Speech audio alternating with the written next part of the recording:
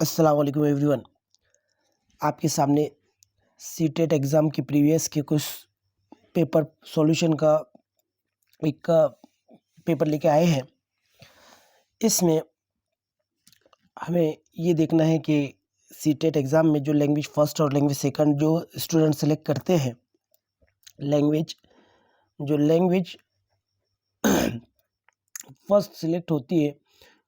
कोई स्टूडेंट्स जो उर्दू मीडियम वाले हैं वो उर्दू सेलेक्ट करते हैं, कोई स्टूडेंट्स हिंदी और इंग्लिश करते हैं, फर्स्ट हिंदी और सेकंड इंग्लिश।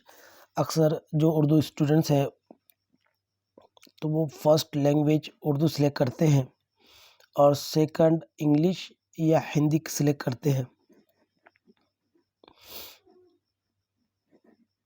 तो आज हम आपके सामने जो लाए हैं पेपर्स, वो जो ऐसे स्टूडेंट जिन्होंने फर्स्ट लैंग्वेज उर्दू सेलेक्ट किए, जिन्होंने फर्स्ट लैंग्वेज उर्दू में सेलेक्ट किए, उनको किस तरीके से क्वेश्चंस आते हैं, कैसे क्वेश्चंस आते हैं उर्दू सब्जेक्ट में, यानी कि 30 मार्क में डिवाइडेशन कैसे किया गया है, तो उसको देखने जा रहे हैं। और किस टाइप के क्वेश्चंस आते हैं, क्वेश्चन सॉल्यूशन भी हम देखेंगे।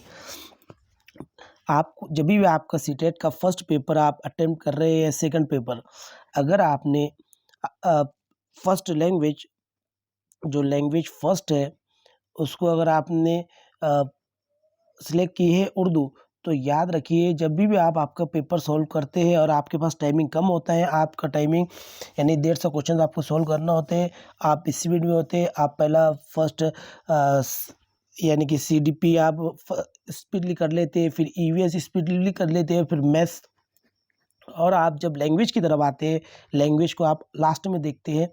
लेकिन आप जहन में रखना चाहिए जो आपको एक अलग से लैंग्वेज फर्स्ट के लिए एक अलग से क्वेश्चन पेपर दिया जाता था पहले ऑफलाइन में, लेकिन अब ऑनलाइन में रहेगा। तो आपको इतना जहन में रखना है कि जो आपने लैंग्वेज फर्स्ट इस्तेमाल की है उसके जो क्वेश्चंस आएंगे आपको, वो क्वेश्चंस के जो स्टार्टिंग होगी वो क्वेश्चंस नंबर 91 से स्टार्टिंग होंगी। क्वेश्चंस का जो नंबर रहेगा फर्स्ट का वो क्वेश्चंस 91 नंबर से स्टार्ट होगा। यानी कि मान लीजिए कि अगर आपने उर्दू पेपर सिलेक्ट किया है, फर्स्ट पेपर फर्स्ट में जो आपने लैंग्वेज फर्स्ट सिलेक्ट की है, तो उस लैंग्वेज में जो आपका जो पेपर का क्वेश्चंस का स्टार्टिंग होगा उर्दू में, तो 91 नंबर से स्टार्ट होगा। 91 से वो 120 तक के उसका स्टार्टिंग से लेकर आखिर तक के, यानी कि 30 क्वेश्चंस कुछ इस तरीके से रहेंगे जिसमें आपको 91 से लेकर 15 मार्क यानी कि 105 मार्क तक आपको पैसेज, उर्दू का पैसेज रहेगा 10 मार्क के लिए। और आपको पैसेज के बाद आपको पोएम जो रहेंगी उसकी, यानी कि नज़्म जो रहेंगी वो रहेंगी 5 मार्क के लिए। नज़्म का जो टेली है वो 5 मार्क है, यानी कि आपको 15 मार्क तो आपको पैसेज और जो पोएम है, नज़्म है, उसके 5 मार्क। इसमें से हाँ सॉल्व करना है क्वेश्चंस। उसके बाद आपका जो मरहला शुरू होगा वो पेडोलॉजी का है, यानी आपको जो उर्दू के अंदर बाकी की जो 15 मार्क है यहाँ से हासिल करना है पेडोलॉजी से।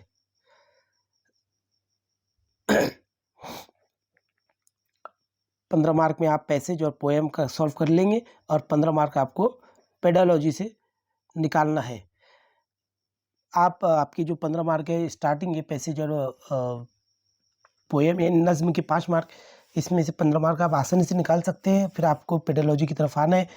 हम प्रीवियस के कुछ क्वेश्चंस देखेंगे जो हर वक्त एग्ज़ाम में पूछे जाते हैं इसी टाइप से, तो उसको हम कुछ इस आज के इस टॉपिक पर हम देखने जा रहे हैं इस वीडियो के ज़रिए।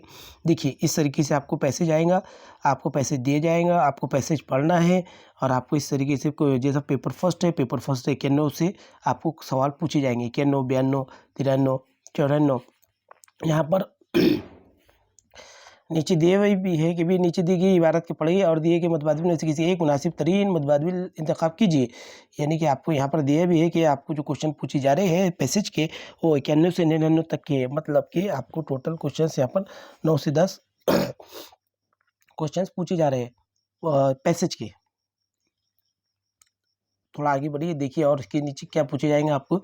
ये ऑफलाइन का पेपर है, मैंने ऑनलाइन पेपर बस इसी हूबहू इसी तरीके से ऑनलाइन में भी पेपर पूछा जा रहा है।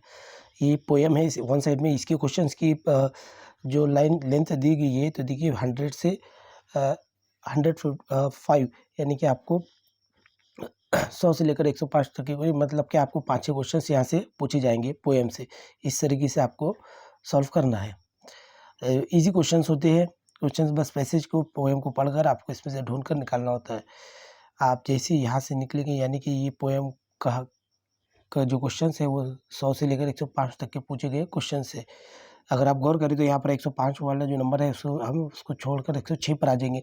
106 से जो आपको 120 तक के क्वेश्चन पूछे जा रहे हैं वो उर्दू की पेडोलॉजी के क्वेश्चंस होते हैं। यहाँ पर आपको उर्दू का पेडोलॉजी से स्टार्ट होता है, बस आपको यहाँ पर ध्यान देना है और ये कोशिश अहम करना है, आप इसको सॉल्व यानी इजी समझकर हल्के में ना लीजिए, यही आपका स्कोरिंग मार्क है। यूँ समझ लीजिए कि 30 में से आपको यहाँ से 28 और नहीं तो 29 मार्क्स यहाँ से हासिल करना ही है। आप ये अज़्म करके चलिए, अगर आपने इसमें अगर 28 या 29 ले लिया तो आपका स्कोरिंग मार्क यहीं से बढ़ गया, यानी कि जो कैंडिडेट को 90 के अबो करना है तो उसको उर्दू को हल्के में ना लेना है, बल्कि उर्दू का एक सीरियसली नहीं लीजिए आप, क्योंकि यही आपका स्कोरिंग मार्क है। और कुछ बच्चे इसको जल्दी में उजले तुम्हें सॉल्व करने के चक्कर में इसके ऑप्शन गलत कर देते। तो देखिए किस टाइप से पेडोलॉजी के क्वेश्चंस आते हैं उर्दू के अंदर। पेडोलॉजी के क्वेश्चंस की स्टार्टिंग होंगी आपके ऑनलाइन एग्जाम जब आप देने बैठेंगे तो 106 नंबर से आपकी स्टार्टिंग हो जाएंगी। ये समझ लीजिए कि 90 से लेकर तो 105 तक के आपके जो क्वेश्चंस रहेंगे वो पैसेज और पोएम के रहेंगे, और यहाँ से जो 106 से वो आपको पेडोलॉजी के क्वेश्चंस यहाँ से स्टार्ट हो जाएंगे। तो देखिए किस तरीके से क्वेश्चंस आते हैं हम देखेंगे। पहला क्वेश्चन कुछ इस तरीके से है, दर्ज झैल में से कौन कवायद पढ़ाने का एक मौसर तरीका है? कौन सा कवायद पढ़ाने का एक मौसर तरीका? कवायद मतलब कि आपको खबर होना चाहिए कि कवायद की मीनिंग आप बाखूबी जानते भी होंगे। ग्रामर, जो ग्रामर होता है उर्दू का साख्त है जो ग्रामर की उर्दू की, उसे कहते हैं।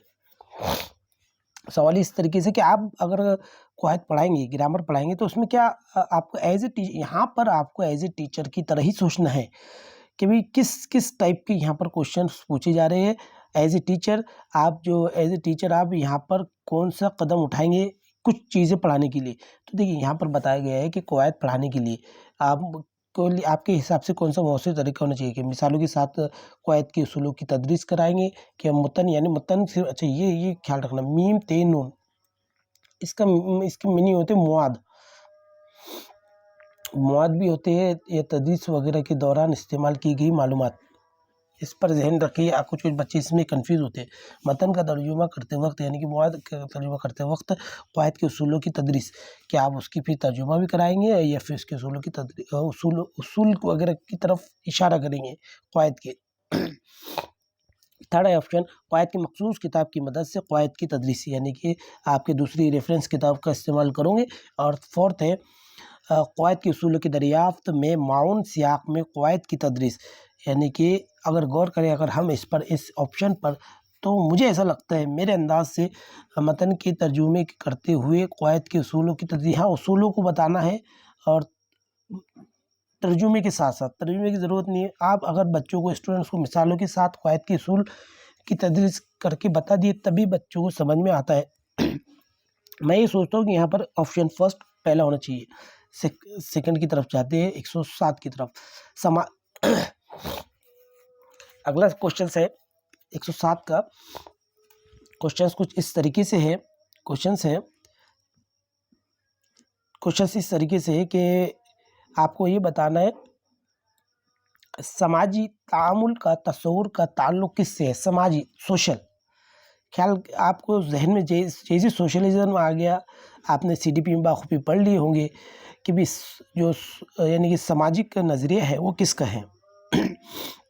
याद रखिए उर्दू के पेडागोलॉजी में तो आपको ये जो समाजी माहिरीन है, और जो ज़बान के ताल्लुक से जिन्होंने रिसर्च की है, इन साइंसदान के ताल्लुक से भी, यानी कि इन रिसर्च के ताल्लुक से, इन रिसर्चदार के ताल्लुक से भी आपको सवाल आएगा ही। 1 या 2-3 मार्क के लिए इसमें सवालात आते रहेंगे। तो समाजी तामुल के तस्वुर का ताल्लुक किसने पेश किया? आपको बखूबी पता है किसने किया? वाइगोस्की ने, क्योंकि यही समाज से रिलेटेड अपने उन्वानात को बयान किए हैं, CDP के अंदर हमने पढ़ चुके हैं इसके ताल्लुक से। देखिए 108 का क्वेश्चंस क्या है? क्वेश्चंस कुछ इस तरीके से है दर्ज झैल में से कौन बच्चों की ज़बान के इख्तिसाब में माउन होते हैं? मतलब कि बच्चों की जो इख्तिसाब है, इख्तिसाब बच्चों की ज़बान के इख्तिसाब में माउन है, मददगार है, ये बताना है कि बच्चों का जो हम बच्चों को रीडिंग कर रहे हैं, लर्निंग कर रहे हैं, जो लर्निंग का प्रोसेस हो रहा है उसको ज़बान के इख्तिसाब में, ज़बान का इस्तेमाल जहाँ पर भी आया ये समझ लीजिए ज़बान से मुराद वो ज़बान जो बच्चा बचपन में अपने माहौल में, अपने स्कूल में, अपने परिवार के साथ बोल रहा है, सीख रहा है। उस माहौल में आपको आपके ज़हन को लेके जाना है। उस माहौल के अंदर आपके ज़हन को लेके जाना है, ना कि बच्चे की ज़बान को स्कूल की हद तक रखना है। देखिए बच्चा ज़बान के इख्तिसाब में माउन है। माउन मतलब मददगार। मददगार क्या है वो देखना है। ऑप्शन क्या है? पहला ये देखते हैं, ऑप्शन है कि घर का माहौल जहाँ बच्चे को ज़्यादा बोलने की आज़ादी नहीं है। तो ये नेगेटिव पॉइंट है, सवाल ही नेगेटिव है कि बच्चों को अगर आप बच्चे को ज़्यादा बोलने की आदत नहीं रखेंगे, आज़ादी ना देंगे तो बच्चे की ज़बान को सीख सकेंगे नहीं। दूसरा ऑप्शन देखते हैं, घर और आस-पास के बड़ों की बातों को सुनना, कुछ हद तक ठीक है। तीसरा पॉइंट देखते हैं, बच्चों से कही हुई बातों और जुमलों को दोहराने के लिए कहना। ये मुझे बहुत एक पॉजिटिव लेवल का लग रहा है कि बच्चों को अगर कही गई बात है, बच्चा कुछ सीख रहा है ज़बान, छोटा बच्चा बचपन में हम बच्चों को जैसे सिखाते हैं उठना बैठना, ये कहते हैं कि पकड़ो, देखो, लो, इस तरीके से जो कुछ-कुछ अल्फ़ाज़ सिखाते हैं, तो ये क्या हो रहा है बच्चे और कहते हैं कि बच्चों को बोलो बेटा ये हम जो कह रहे हैं इसको दोहरा, ऐसा कहते हैं अपन। ये बोलो, कुछ-कुछ दोहराने के अल्फ़ाज़ बोलते हैं, तो ये बच्चों को कही गई बातें, बच्चे उसको जुमलों को फिर उसको सुनता है, समझता है, फिर उसको दोहराने की कोशिश करता है। तो इसके ज़रिए क्या करेगा बच्चा? ज़बान का इख्तिसाब करेगा, मतलब कि ज़बान के इख्तिसाब में ये मददगार बातें होंगी। चौथा ऑप्शन भी देख लेते हैं क्या है? दूसरे बच्चों के साथ खेलेगा, ये भी ठीक है, लेकिन जहाँ तक कि ये पॉज़िटिव में ऑप्शन सही नज़र आ रहा है 108 का। देखते हैं 109 में क्वेश्चन कौन से क्वेश्चन है। वीडियो थोड़ा वास्ट होगा, बस आप बने रहिए। और आपके एग्ज़ाम की टाइमिंग भी करीब है। आप ये सोचिए कि आपके एग्ज़ाम की आप प्रैक्टिस कर रहे हैं। देखिए 9वां सवाल यहाँ पर क्या है? 9वां सवाल कुछ इस तरीके से कि बच्चा फ़ितरी अंदाज में ज़बान का इख्तिसाब करता है। गौर कीजिए, फ़ितरी से मुराद वो जो बच्चा पैदाइशी तौर पर सीख सकता है ऐसी ज़ुबान। यानी कि बच्चों को हमने, अगर बच्चा जिस माहौल में ढल रहा है, मिसाल के तौर पर जिस घराने में पैदा हुआ है वो उस घराने की ज़बान बोलेगा। बच्चा फ़ितरी अंदाज में ज़बान और इख्तिसाब करता है अगर इन्हें रूबरू किया जाए। क्या रूबरू करेंगे? क्या उन्हें उनके सामने कौन-सी ऐसी बातें रखेंगे कि जिसके ज़रिए बच्चा फ़ितरी अंदाज में ज़बान का इख्तिसाब करेगा। एक वक़्त में सिर्फ़ एक ही ज़बान, बच्चे की डिमांड रहती है, नहीं, मुझे उर्दू सिखाओ, नहीं, मुझे सिर्फ़ इंग्लिश ही सिखाओ, नहीं, मुझे सिर्फ़ आप हिंदी ही सिखाओ, ऐसा है क्या? नहीं। फिर इर्द-गिर्द मौजूद एक से ज़्यादा ज़ुबान के, ये एक इर्द-गिर्द मौजूद एक से ज़्यादा ज़ुबान के सिर्फ़ इलेक्ट्रॉनिक और प्रिंट मीडिया के, ये भी गलत। किसी ज़बान के क़वायद की साख्त, अब क़वायद के एतबार से, साख्त के एतबार से वो ज़बान सीख रहा है क्या है? कुछ एकदम पर्टिकुलरी, जैसे मिसाल के तौर पर कोई बच्चे की परिवार है उर्दू ज़ुबान वाला, तो क्या फसी उर्दू किस तरीके से बोली जा रही है उस पर गौर करेगा? नहीं, बल्कि जो माँ-बाप कहेंगे, जो माँ-बाप बोलेंगे, जो घर वाले बोलेंगे उसको सीख लेगा। तो ये भी ऑप्शन गलत है, ये भी ऑप्शन। 2 ऑप्शन में हमें गौर करना है। पहला ऑप्शन है कि एक वक़्त में सिर्फ़ एक ज़ुबान, बच्चा फ़ितरी अंदाज में ज़बान का इख्तिसाब करता है। फ़ितरी अंदाज में इन्हें रूबरू किया जाए, कैसे रूबरू किए जाए, तो इन्हें इर्द गिर्द में मौजूद एक से ज़्यादा ज़ुबानों से, मतलब बच्चों के अंदर ये कहा नहीं, बच्चे ने ये नहीं कहा कि नहीं नहीं मुझे एक ज़ुबान ही आएंगी, नहीं नहीं मुझे दूसरी ज़ुबान नहीं आ सकती, बल्कि नहीं, बच्चों को अगर आप जिस तरीके से माहौल देंगे, उसको एक ज़ुबान के अलावा दूसरी ज़ुबान भी देंगे, तो वो बच्चा सीख लेगा। बच्चा एक फितरी अंदाज में फितरी अंदाज में वो ज़बान सीखने की यानी कि उसके अंदर एक सलाहियत होती है। तो यहाँ पर ऑप्शन जो बी सेकंड है वो राइट ऑप्शन होगा। क्वेश्चन नंबर 110 की तरफ बढ़ते हैं। 110 इस तरीके से सवाल है कि दर्ज इल्म में से कौन मतन नहीं आता, यानी मुआद, यानी कि जो आपका लर्निंग प्रोसेस है वो मतन के मुताले के लिए सबसे अहम है। मुताला मतलब पढ़ना, मुताला करना, रीडिंग करना, मुआद के मुताले के लिए सबसे अहम है। अब क्या अहम है? मतन के हर लफ्ज़ को पढ़ना ये ज़रूरी है क्या? एराब एराब पर तवज्जो मरकूज़ करना, तहरीर करदा मतन की मानी मालूम करना, या सही तलफ़ुज़ के साथ बआसानी बुलंद आवाज़ में पढ़ना। मुआद का मुताले के अंदर ये मायने की भी कुछ मुताला करना, यानी जब पढ़ रहा है बच्चा तो उसके अंदर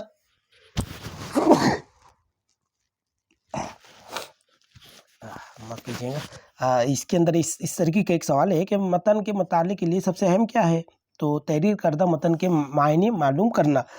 तो इसके अंदर ये भी कुछ हद तक के राइट पॉइंट है, लेकिन मुझे सबसे पॉइंट ज़्यादा लग रहा है इसमें सही तलफ़ुज़ के साथ आवाज़ बुलंद पढ़ना, यानी मुताला हो रहा है।